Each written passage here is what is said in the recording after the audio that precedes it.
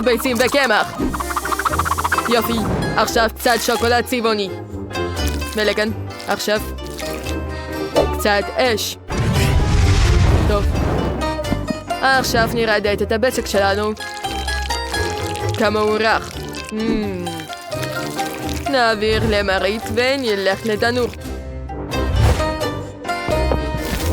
פנימה לתוכו. נבדוק זמן, נחכה עוד קצת. עכשיו אפשר להוציא. בעדינות, זה חם. איך אני יכול לשרף על האצבע, ראיתם? תתפסי מגי, זה עף מהר.